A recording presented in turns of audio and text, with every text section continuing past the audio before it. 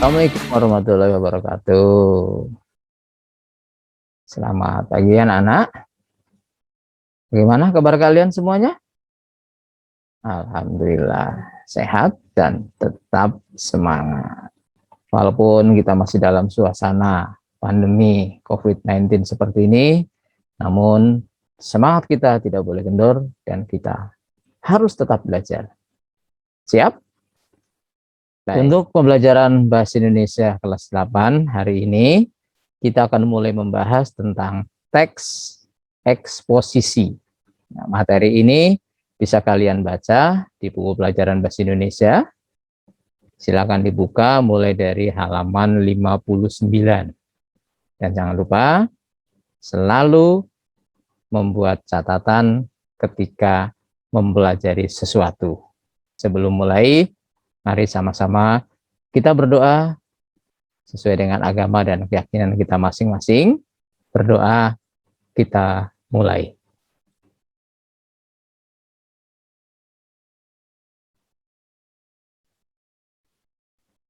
Selesai. Teks eksposisi. Mungkin ini sebuah sebutan yang belum begitu kalian kenali. Karena itulah maka mulai hari ini kita pelajari apa itu teks eksposisi. Untuk materi kali ini, kompetensi dasarnya yaitu mengidentifikasi informasi teks eksposisi berupa artikel ilmiah populer dari koran atau majalah yang didengar dan dibaca. Secara khusus, setelah BDR, kalian harus mampu mengidentifikasi informasi dari sebuah teks eksposisi berupa artikel ilmiah populer, baik dari koran atau majalah yang dibaca atau diperdengarkan. Kita mulai dengan mengidentifikasi untuk mendapatkan pengertian, ciri, dan tujuan teks eksposisi. Ini satu contoh teks eksposisi yang sederhana. Ya, mari sama-sama kita baca untuk mengenali dan mengidentifikasinya. Perlukah PR? Ya, ini judulnya. Ini ditulis oleh Haki K kelas 81. Ya, jadi ditulis oleh peserta didik seumur kalian. Pada zaman modern dan global ini, sistem pendidikan sudah semakin maju. Namun, di Indonesia sepertinya pendidikan masih berjalan di tempat. Salah satu pertandanya adalah masih diberikannya pekerjaan rumah atau disingkat PR untuk siswa. Padahal, seperti yang kita tahu, PR sudah lama ditinggalkan sekolah-sekolah di negara maju. Mengapa PR tidak diperlukan? Ada beberapa alasan untuk menjawabnya. Pertama, stamina belajar siswa sudah diperas habis saat jam sekolah. Bayangkan, sejak pagi hingga siang, siswa dituntut belajar dengan sedikit istirahat. Apa jadinya jika di rumah siswa kembali dituntut belajar? Seharusnya di rumah anak-anak memperoleh hak mereka untuk bermain dan beristirahat. Kedua, guru yang memberi PR sebenarnya tidak percaya diri, sekaligus tidak mempercayai murid-muridnya. Guru yang percaya diri tidak akan memerlukan waktu evaluasi tambahan di luar jam pelajaran di sekolah. Guru yang percaya diri kepada murid, yang percaya kepada muridnya juga tidak akan membebani dengan PR. Oleh karena itu, PR sudah sepatutnya dihapuskan dari sistem pendidikan kita. Selain membebani dan membuat anak stres, PR tidak ada faedahnya. Ya, ini tulisan yang dibuat oleh teman kita yaitu Haki K. Inilah satu contoh teks eksposisi yang sederhana.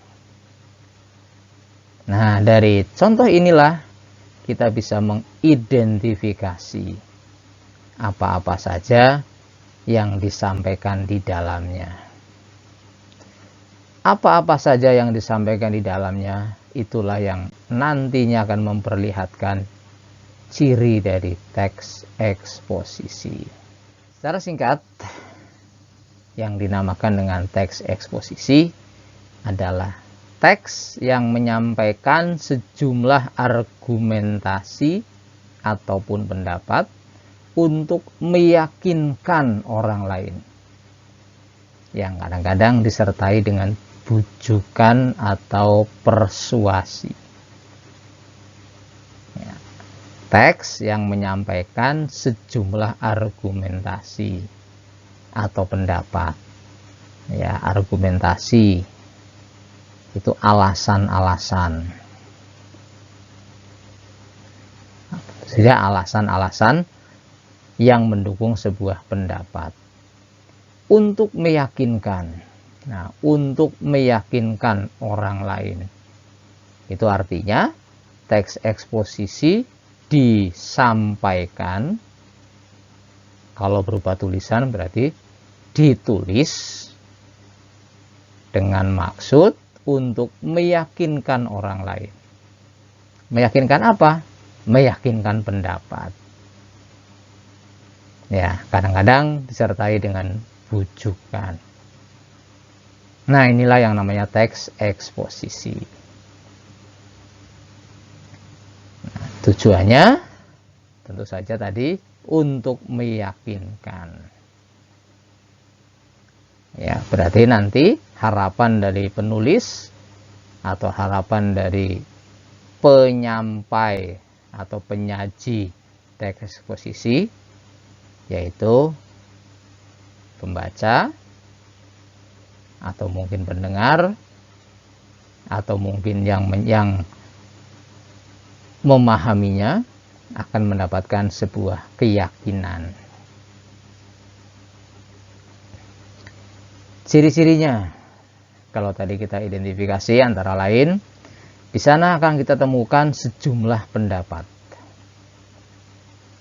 Ya, ada sebuah pendapat. Nah, kemudian disampaikan juga atau kita temukan juga sejumlah fakta, ya, fakta-fakta atau argumentasi. Ya, fakta-fakta ini merupakan argumen, alasan untuk mendukung pendapat. Ya, kadang-kadang di sana juga kita temukan sesuatu yang bernada bujukan atau persuasi. Baik, inilah yang dinamakan teks eksposisi, kemudian tujuannya dan ciri-cirinya. Untuk lebih jelasnya, kita lihat lagi contoh yang tadi. Sekarang coba kita identifikasi apa saja yang disampaikan di sana sebenarnya sehingga tergolong sebagai teks eksposisi. Nah, ini yang tadi. Perlukah PR? Kita lihat pada paragraf atau di dalam paragraf pertama. Pada zaman modern dan global ini, sistem pendidikan sudah semakin maju. Namun di Indonesia, sepertinya pendidikan masih berjalan di tempat. Salah satu pertandanya adalah masih diberikannya pekerjaan rumah atau disingkat PR untuk siswa. Padahal, seperti yang kita tahu, PR sudah lama ditinggalkan sekolah-sekolah di negara maju. Nah, ini kalau kita pahami, apa yang disampaikan di sini? Iya, tidak lain di sini menyampaikan pendapat bahwa PR tidak diperlukan. Ya. Mana kalimat yang menunjukkan atau yang menyatakan bahwa PR tidak diperlukan? Ya, memang secara langsung tidak dituliskan, tapi secara tidak langsung, secara tersirat, di sini menyampaikan tentang perlu atau tidaknya PR diberikan. Ya, paragraf berikut. Mengapa PR tidak diperlukan? Nah, ini pernyataan awal atau kalimat awal yang memberi bukti bahwa paragraf di atasnya itu berisi pendapat bahwa PR tidak diperlukan. Nah, mengapa PR tidak diperlukan? Ada beberapa alasan untuk menjawabnya. Pertama, stamina belajar siswa sudah diperas habis saat jam sekolah. Bayangkan, sejak pagi hingga siang siswa dituntut belajar dengan sedikit istirahat. Apa jadinya jika di rumah siswa kembali dituntut belajar? Seharusnya di rumah anak-anak memperoleh hak mereka untuk bermain dan beristirahat. Nah, bagian ini jelas menyampaikan alasan, menyampaikan argumen mengapa PR tidak diperlukan. Berikut, kedua, guru yang memberi PR sebenarnya tidak percaya diri sekaligus tidak mempercayai murid-muridnya. Guru yang percaya diri tidak akan memerlukan waktu evaluasi tambahan di luar jam pelajaran di sekolah. Guru yang percaya kepada muridnya juga tidak akan membebani dengan PR. Nah, ini jelas alasan yang berikut atau alasan kedua. Jadi, dua paragraf selanjutnya ini kalau kita identifikasi, dia menyampaikan alasan, ya, sejumlah argumentasi mengapa PR tidak diperlukan. Yang terakhir, oleh karena itu, PR sudah sepatutnya dihapuskan dari sistem pendidikan kita. Selain membebani dan membuat anak stres, PR tidak ada faedahnya. Nah, ini menyampaikan tentang apa? Iya, menegaskan PR sudah sepatutnya dihapuskan. Ia menegaskan bahwa PR tidak diperlukan. Ya, inilah apa yang ada di dalam sebuah teks eksposisi kalau kita identifikasi. Di sana akan memuat pendapat, kemudian pendapatnya diberi argumen, diberi alasan-alasan, dan di bagian akhir teks pendapat yang tadi disampaikan ditegaskan kembali. Nah, dengan penyampaian seperti ini, maka diharapkan nantinya pembaca atau pendengar yakin dengan pendapat yang disampaikan. Apa tadi pendapatnya? PR tidak diperlukan. Nah, dengan alasan-alasan yang disampaikan, dengan penegasan kembali di bagian akhir, maka penulis berharap bahwa yang membaca ini menjadi yakin bahwa PR tidak diperlukan. Yakin bahwa pendapatnya itu benar. Baik, inilah yang kita dapatkan di dalam sebuah teks eksposisi. Contoh selanjutnya tentang teks eksposisi ini bisa kalian lihat di buku pelajaran halaman 60 sampai dengan halaman 61 dengan judul Nasib Hutan Kita Semakin Suram. Nah, seperti apa yang ada di sini? Apakah modelnya mirip dengan contoh yang pertama tadi? Ya, tentu saja mirip. Karena ini sama-sama merupakan teks eksposisi. Tentu saja memiliki ciri yang sama.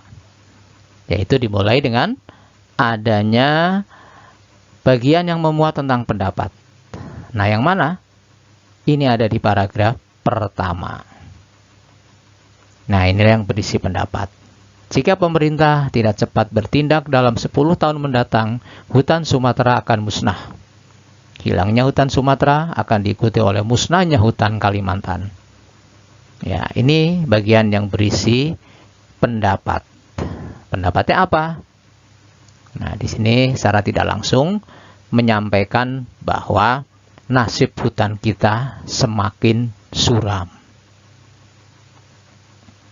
Nah, bagaimana dengan paragraf berikutnya? Pengelolaan hutan tidak menunjukkan adanya tanda-tanda perbaikan dibandingkan tahun sebelumnya. Sebaliknya, kecenderungannya justru semakin memburuk. Kebakaran hutan masih terus terjadi dan penebangan liar semakin meningkat. Diperburuk lagi dengan rencana pembukaan lahan hutan lindung bagi pertambangan. Keadaan tersebut jelas menambah suram nasib hutan kita, dan seterusnya. Nah, ini kalau kita baca, ini semuanya memuat fakta-fakta yang merupakan argumentasi atau alasan-alasan. Jadi ini berisi alasan-alasan atau sejumlah alasan mengapa hutan Sumatera akan musnah. Ya, bagaimana dengan paragraf-paragraf selanjutnya? Namun kenyataan di lapangan justru sebaliknya. Beberapa hal justru mempercepat laju kerusakan hutan di Indonesia, hampir 2 kali lipat. Penyebabnya antara lain adanya tekanan masyarakat akibat krisis ekonomi. Kondisi demikian mengakibatkan merajalelanya penebangan liar. Bersama dengan itu, eksploitasi sumber daya alam oleh pemerintah juga semakin meningkat sebagai konsekuensi dari kebutuhan pemerintah untuk membayar utang negara. Belum lagi adanya otonomi daerah yang mendorong pemerintah lokal meningkatkan pendapatan asli daerah atau disingkat PAD dengan menebang hutan secara berlebihan. Sebelum itu, kondisi hutan Indonesia benar-benar sudah memprihatinkan. Dalam kurun waktu 50 tahun, hutan alam Indonesia mengalami penurunan luas sebesar 64 juta hektar. Pembukaan hutan alam di dataran rendah di Sulawesi telah memusnahkan keanekaragaman hayati. Berjuta-juta spesies flora dan fauna musnah dengan percuma. Nah, sampai di situ kalau kita baca, ini juga berisi alasan atau argumen. Ya. Argumen-argumen kenapa tadi disampaikan bahwa nasib hutan kita semakin suram. Atau paragraf-paragraf berikutnya, ya, ini semuanya juga berisi argumen-argumen atau fakta-fakta. Selama bulan Januari sampai dengan Oktober, 45% dari keseluruhan titik kebakaran terkonsentrasi di Provinsi Riau. Kemudian pada bulan Oktober terjadi kenaikan jumlah titik kebakaran yang cukup signifikan di Provinsi Riau, Sumatera Barat, dan Jambi. Di Pulau Sumatera, berdasarkan titik kebakaran, terjadi di hutan rawa gambut sebanyak 49%, alang-alang 13%, hutan dataran rendah 10%, permukiman atau pertanian masyarakat 10%, perkebunan 8%, dan sisanya rawa non-gambut. Kebakaran hutan memberikan kerugian tidak sedikit. Tahun 1997 diperkirakan kerugian sebesar 3 sampai dengan 4,4 miliar dolar Amerika atau sekitar 2 sampai 4 triliun rupiah. Rupanya kedua masalah itu belum cukup. Pemerintah menambah masalah lagi dengan rencana pembukaan kawasan hutan lindung untuk areal pertambangan. Kebijakan tersebut jelas semakin menyempurnakan derita hutan Indonesia. Nah, bagian yang terakhir ini jelas berisi penegasan. Penegasan, kenapa tadi disampaikan bahwa nasib hutan kita semakin suram. Ya, inilah contoh teks eksposisi selanjutnya. Jadi, seperti itulah yang kita temukan di dalam sebuah teks eksposisi. Di sana akan memuat sejumlah pendapat dan argumentasi. Pendapat yang didukung oleh alasan-alasan dengan tujuan untuk meyakinkan. Ya, itulah teks eksposisi. Bisa dipahami ya? Teks yang menyampaikan sejumlah argumen ataupun pendapat untuk meyakinkan orang lain, yang kadang-kadang disertai dengan bujukan atau persuasi. Kemudian, apa tujuan teks eksposisi? Iya, untuk meyakinkan. Ya, untuk meyakinkan. Kemudian, seperti apa ciri-cirinya? Apa tadi? Iya, yang pertama, di sana akan mengemukakan sejumlah pendapat, kemudian di sana menyampaikan sejumlah fakta-fakta atau argumentasi-argumentasi, dan yang terakhir, kadang-kadang disertai dengan bujukan atau persuasi. Alhamdulillah, kalian bisa memahami dengan baik. Nah, apa saja unsur utama dalam sebuah teks eksposisi? Unsur utamanya secara ringkas, yang pertama, di sana akan terdapat gagasan atau ide atau pendapat. Kemudian fakta-fakta.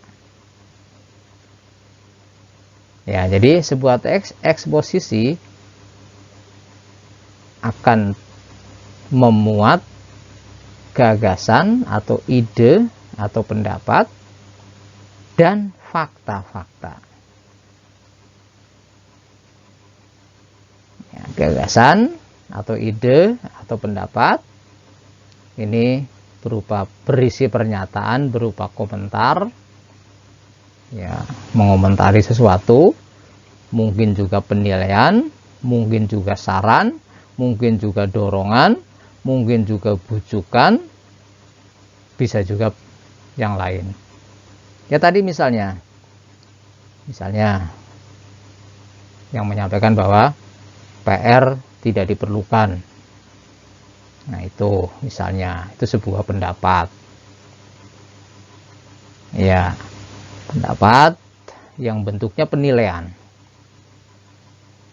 Ya. Atau mungkin tadi nasib hutan kita semakin suram. Nah, ini juga pendapat. Lalu fakta. Fakta itu kenyataan. Ya, kenyataan yang kebenarannya tidak bisa dibantah lagi. Nah, di dalam teks eksposisi, fakta ini berfungsi untuk memperkuat gagasan. Jadi misalnya tadi pendapat bahwa PR tidak diperlukan, maka disampaikanlah fakta-fakta untuk memperkuat pendapat tadi. Jadi mengapa PR tidak diperlukan? Nah, faktanya seperti ini. Misalnya siswa sudah lelah. Tuh misalnya. Nah, fungsi fakta untuk meyakinkan khalayak. Jadi fakta ini untuk memperkuat gagasan sehingga meyakinkan. Semakin banyak fakta yang memperkuat gagasan atau pendapat, maka semakin meyakinkan. Orang yang membaca teks tersebut semakin yakin bahwa pendapat yang disampaikan oleh penulis merupakan sebuah kebenaran. Sebaliknya, kalau fakta-fakta yang memperkuat gagasan ternyata sedikit, bisa saja pembaca belum merasa yakin. Ya, belum yakin bahwa pendapat atau gagasan yang disampaikan penulis itu benar. Ya, ini unsur utama yang ada di dalam sebuah teks eksposisi. Jadi sebuah teks eksposisi akan memuat gagasan atau ide atau pendapat. Misalnya, tadi pendapatnya bahwa PR tidak diperlukan atau nasib hutan kita semakin suram. Kemudian di sana disajikan fakta-fakta. Fakta-fakta yang dipakai untuk mendukung atau memperkuat gagasan. Fakta-fakta yang berfungsi untuk mendukung atau memperkuat bahwa PR memang tidak diperlukan. Atau fakta-fakta untuk memperkuat pendapat bahwa nasib hutan kita semakin suram. Nah, dengan banyaknya fakta yang masuk akal, yang logis, maka pembaca teks eksposisi yang kita buat akan menjadi semakin yakin bahwa itu sebuah pendapat yang benar. Iya, itulah teks eksposisi. Bisa dipahami ya? Iya, jadi apa tadi teks eksposisi? Iya, betul. Untuk apa dibuat?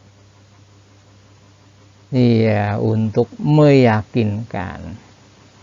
Apa saja unsur-unsur utamanya? Yo, ini masih ada gagasan atau ide atau pendapat, kemudian fakta. Gagasan atau ide atau pendapat bisa berupa komentar, bisa berupa penilaian, bisa berupa saran, bisa berupa dorongan, bisa juga berupa bujukan. Gagasan atau ide atau pendapat ini didukung oleh fakta. Jadi fakta berfungsi untuk mendukung atau untuk memperkuat gagasan yang kita sampaikan. Dengan dukungan fakta yang kuat, maka pembaca akan setuju, akan mengiyakan, ya, mengiyakan berarti yakin bahwa yang kita sampaikan itu memang benar. Baik, itulah teks eksposisi. Ya, untuk memperkuat pemahaman, nanti kita berlatih menjawab beberapa pertanyaan. Ya, sebagai latihan untuk menguji pemahaman, kalian bisa melihat kegiatan 3.1 bagian A yang ada di buku mata pelajaran Bahasa Indonesia halaman 62. Seperti apa ini? Ya. Silakan pertanyaan-pertanyaan ini dijawab dengan cermat berdasarkan pemahaman tentang teks eksposisi itu apa, bagaimana ciri-cirinya, kemudian unsur-unsurnya, lalu untuk apa. Kalau kalian ternyata kesulitan, bisa berdiskusi dengan teman sekelompok belajar. Ya, hasilnya nanti kalian tuliskan di buku tugas, diberi tanggal, nama, dan kelas. Ya, kalau tidak bisa diserahkan secara langsung, boleh melalui media komunikasi elektronik. Ya, baik, bisa dipahami tentang teks eksposisi tadi. Ya, jadi ingat, teks eksposisi itu apa, untuk apa dibuat, ciri-cirinya bagaimana, kemudian unsur-unsur utamanya apa. Alhamdulillah. Kita sudah belajar bersama-sama untuk pertemuan pertama dalam materi teks eksposisi. Bagaimana? Bisa kalian pahami tadi? Apa itu teks eksposisi? Iya benar. Kemudian bagaimana ciri-cirinya? Dan untuk apa teks eksposisi ini dibuat? Iya, baik. Luar biasa. Ya, kalian memang punya potensi yang hebat untuk dikembangkan. Ya, untuk hari ini sampai dengan materi itu dulu. Nanti kita lanjutkan pada pertemuan yang akan datang. Jangan lupa tetap menjaga kesehatan, patuhi protokol kesehatan, terapkan 5M, dan tentu saja kita harus tetap sehat, bahagia, dan tetap semangat. Kita bertemu lagi pada pertemuan yang akan datang untuk materi pelajaran bahasa Indonesia masih tentang teks eksposisi. Sekian, wassalamualaikum warahmatullahi wabarakatuh.